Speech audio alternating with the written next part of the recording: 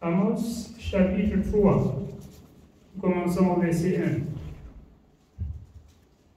1. Écoutez cette parole que l'Éternel prononce contre vous, enfants d'Israël, contre toute la famille que j'ai fait monter du pays d'Égypte.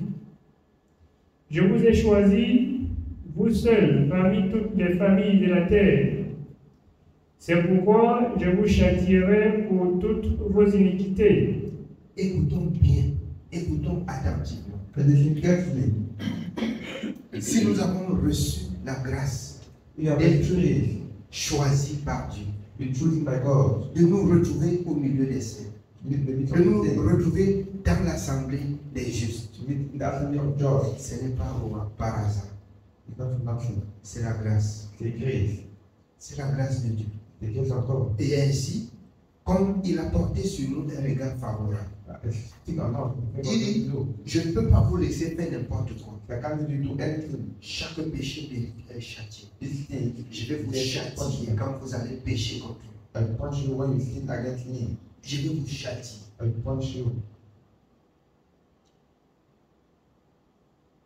Alors, si l'Éternel n'agit pas ainsi, c'est qu'il n'est pas Dieu.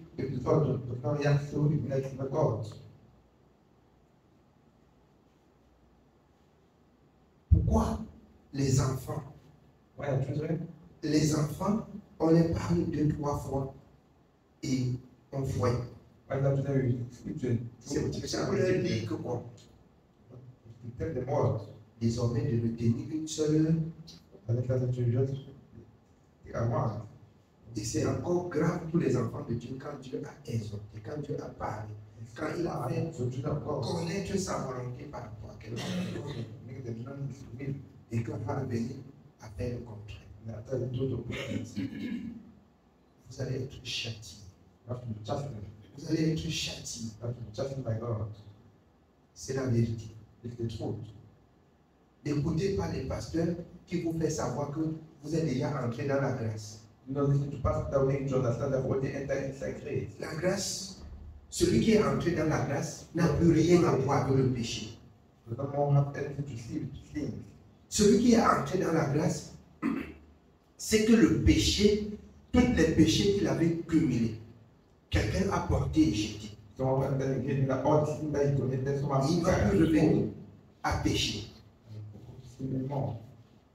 C'est ça la grâce. C'est ça la grâce. La grâce ne permet ou n'autorise pas les enfants de Dieu d'aller de péché en péché. Ce n'est plus la grâce. C'est pour cela que l'apôtre Paul doit poser la question à savoir si Christ forme alors un ministère des pécheurs. Et il dit non. Non. Les sanctifiés, les rachetés. C'est une voie que eux seuls doivent marcher là-dessus. La voie que Jésus-Christ a frayée. C'est la voie des sanctifiés. C'est la voie des rachetés. On rachète quand on a été vendu. Et si on te rachète, là où on t'a vendu pour aller te crucifier, on te fait sortir de là, et tu trouves qu'il y a la mort là-bas. Tu dois retourner là-bas. Je prends des toutes petites choses pour que les enfants de Dieu comprennent jusqu'à quel niveau ils courent un risque de pécher encore après avoir reçu la grâce. C'est un risque très grave. Mais on ne mesure pas la grandeur de cet risque-là. Les enfants de Dieu ne mesurent plus.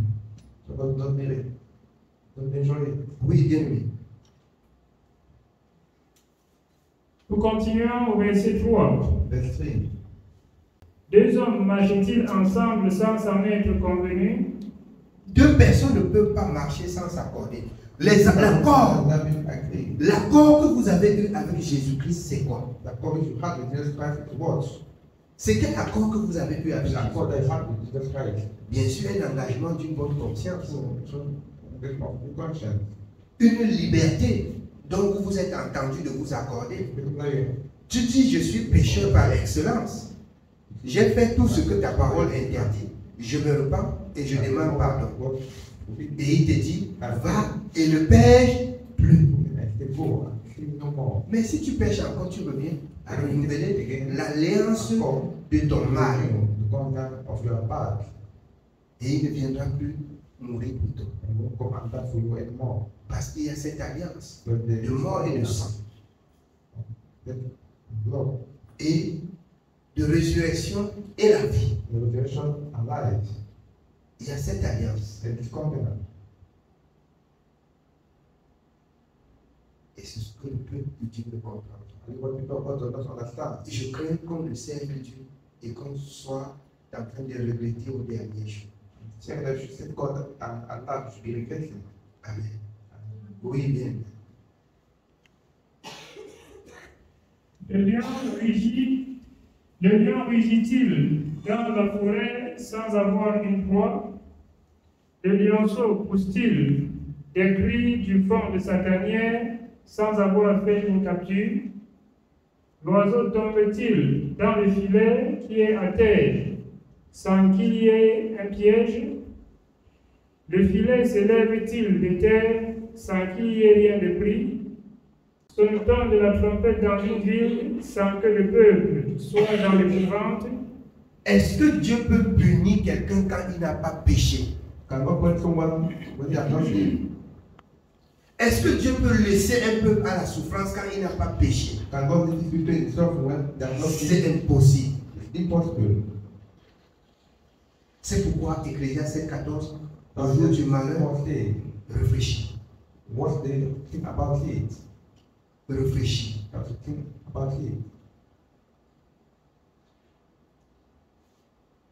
Car on a mis le filet pour piéger les oiseaux. Bien-aimé, ça ne peut pas déclencher sans que l'oiseau ne tombe. De même que l'ennemi s'entame ses pièges dehors. Ça te prend, tu souffres. Tu t'es dirigé dans son filet. Et c'est pourquoi tu souffres. L'oiseau s'est dirigé dans le filet. Et c'est pourquoi il est arrêté. C'est pourquoi le filet l'a rempli. Donc, nos douleurs, nos souffrances, c'est nous qui avons quitté la voie du salut de sainteté, de la sainteté, pour nous diriger vers le filet. C'est nous. Amen. Oui. Arrive-t-il un malheur dans une ville sans que l'Éternel en soit l'auteur? Écoutons bien. Est-ce qu'un malheur peut frapper une ville sans que l'Éternel ne soit l'auteur? Je comprends pourquoi dans la lamentation, chaque malheur dans la zone de chaque personne, la personne devrait réfléchir. J'entendais hier une vieille qui parlait du Japon, qui avait repoussé l'eau jusqu'à ce qu'on louait le Japon. C'est pas ça. On louait le Japon qu'ils sont tellement forts en technologie. Mais où est la force de l'homme qui doit dévier ce que Dieu a fait? Maintenant, ils sont dans la confusion. Quand on a beaucoup péché, on doit beaucoup souffrir. Quand on a beaucoup péché, on doit beaucoup souffrir. C'est pourquoi Dieu dit qu'il doit donner à chacun selon sa mesure. Vous pouvez voir aujourd'hui des tsunamis et ceci, cela, envahir, détruire les immeubles qui s'effondrent et des milliers de personnes qui meurent. Pourquoi? C'est la grandeur du péché. C'est la grandeur du péché. Est-ce qu'un crime peut arriver sans que l'Éternel ne soit l'auteur? Si je souffre, je dois réfléchir sur ma conduite. Amen.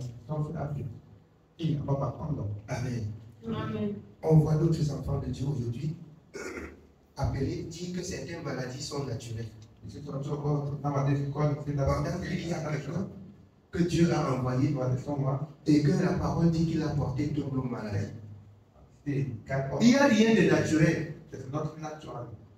Même la grippe, je n'accepte pas que ça hante ma vie. We don't know. I don't accept it in my life. Vous voyez, quand nos parents, nos premiers parents ont péché dans le jardin d'Éden, il dit, pour manger, on va faire comment?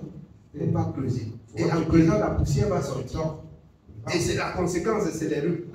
La conséquence, c'est les maladies, les camps, c'est les palures. Mais la grâce, ce que Dieu ne nous laisse pas mourir avec son personnel dans sa justice.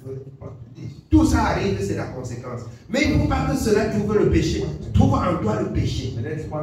Quand ça trouve en toi le péché, c'est là où c'est compliqué.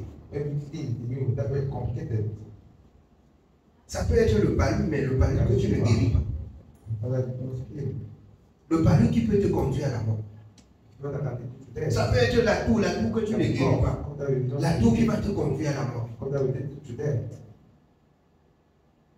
Cette saleté peut te donner la diarrhée, mais pas une diarrhée que tu dois mourir.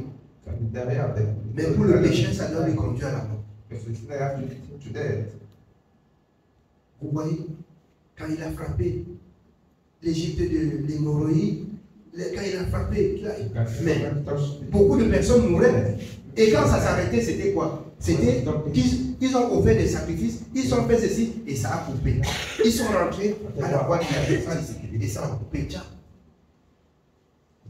Mais quand nous disons ces choses-là, comprenons bien le sens.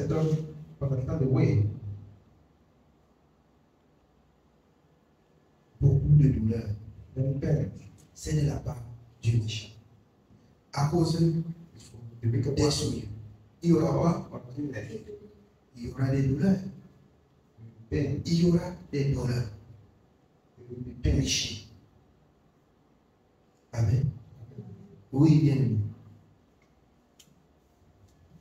Nous continuons au verset 7. Car le Seigneur, l'Éternel, ne fait rien sans avoir révélé son secret à ses serviteurs, les prophètes. Le lion rugit, qui ne serait effrayé. Le Seigneur, l'Éternel, parle, qui ne prophétiserait. Faites retentir votre voix dans le palais d'Asdod et dans le palais du pays d'Égypte, et dites, rassemblez-vous sur les montagnes de Samarie, et voyez quelle immense confusion au milieu d'elle, quelle violence dans son sein. Ils ne savent pas agir avec droiture, dit l'Éternel. Ils entassent dans leur palais les produits de la violence et de la rapine. C'est pourquoi ainsi parle le Seigneur l'Éternel. L'ennemi investira le pays, il détruira ta force, et tes palais seront pillés. Ainsi parle l'Éternel.